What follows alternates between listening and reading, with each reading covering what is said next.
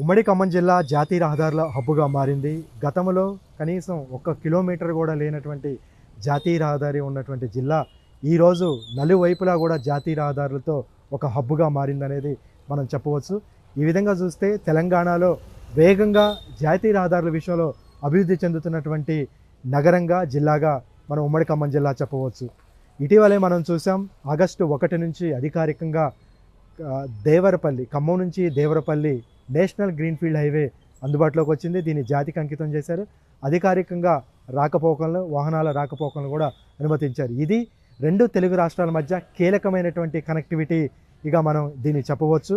ఎందుకంటే మొత్తం 165 కిలోమీటర్లు ఉన్నటువంటి ఈ జాతీయ రహదారి ఖమ్మం జిల్లాలోనే 105 కిలోమీటర్ల మేర ఉంటుంది.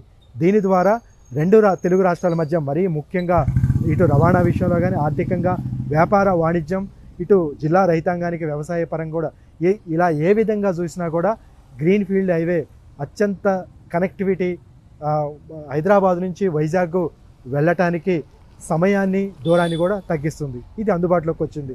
గతంలోనే ఖమ్మం నుంచి సూర్యాపేట వరకు నేషనల్ హైవే పూర్తయింది, అది కూడా అందుబాటులోకి వచ్చింది.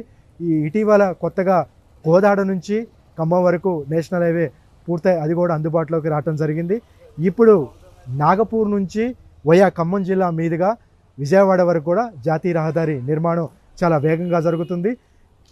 ఈ జాతీయ రహదారికి సంబంధించి ఖమ్మం జిల్లాలో 89 కిలోమీటర్ల మేర ఖమ్మం జిల్లాలో నిర్మాణం అయితే కొనసాగుతుంది. దాదాపుగా పనులు పూర్తి కావచ్చు. అక్కడక్కడ కొంత భూసేకరణ సమస్య ఉండటంతో కొంత ఇటీవల ఆలస్యమైన ఇప్పుడు పనులైతే వేగంగా జరుగుతున్నటువంటి పరిస్థితి. ఇది కూడా పూర్తయితే ముఖ్యంగా ఉత్తర భారతదేశం, దక్షిణ భారతదేశం మధ్య కీలకమైనటువంటి ఒక అనుసంధానంగా, కనెక్టివిటీగా ఈ జాతీయ రహదారిని మనం చెప్పవచ్చు. త్వరలోనే ఇది కూడా నిర్మాణం పూర్తి చేసుకొని అందుబాటులోకి రాకపోతుంది.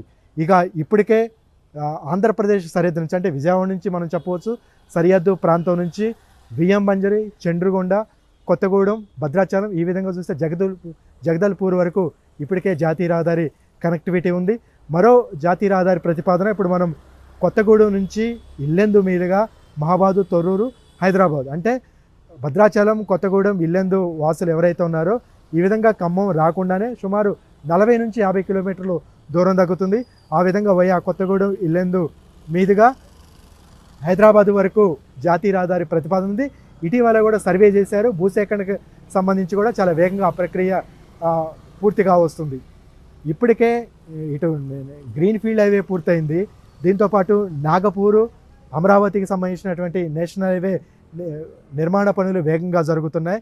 ఇది కూడా పూర్తిగా వస్తే ఖమ్మం నగరానికి రింగ్ రోడ్డు ఏర్పడబోతుంది. దీని ద్వారా ఖమ్మంలో నగరంకు సంబంధించి ట్రాఫిక్ పూర్తి స్థాయిలో తగ్గిపోయి ఖమ్మం నగరం చుట్టూ కూడా, ఈ ప్రాంతాల చుట్టూ కూడా ఒక ఔటర్ రింగ్ రోడ్ లాగా ఏర్పడబోతుంది.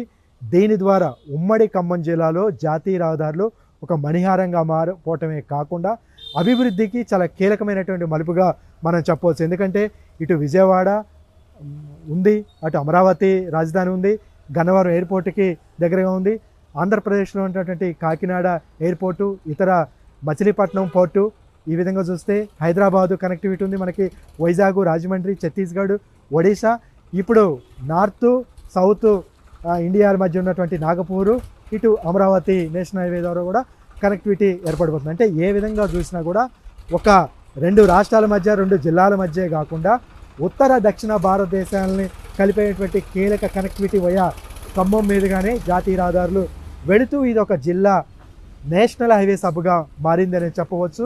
దీని ద్వారా భవిష్యత్తులో పరిశ్రమలు ఎక్కువగా రావడానికి, వ్యాపార, వాణిజ్య, వర్తక విషయాలలో లాజిస్టిక్స్ హబ్స్ ఎక్కువగా రావడానికి కూడా అవకాశం ఉంది. ముఖ్యంగా రైతాంగానికి కూడా తమ యొక్క పంటల ఉత్పత్తి, వాటి రవాణా కూడా కీలకంగా మారబోతుంది అనేది జిల్లా ప్రజాప్రతినిధులు చెప్పబోతున్నారు. ఇప్పటికే కొన్ని పూర్తయ్యాయి, 1-2 హైవేలు ప్రతిపాదనలో ఉన్నాయి. అమరావతి నుంచి నాగపూర్కి సంబంధించిన నేషనల్ హైవే వేగంగా పనులు కొనసాగుతున్నాయి. త్వరలోనే ఇది పూర్తి కాబోతుంది. ఇది ఉమ్మడి ఖమ్మం జిల్లాకి సంబంధించిన నేషనల్ హైవేస్ సంబంధించినటువంటి వివరాలు.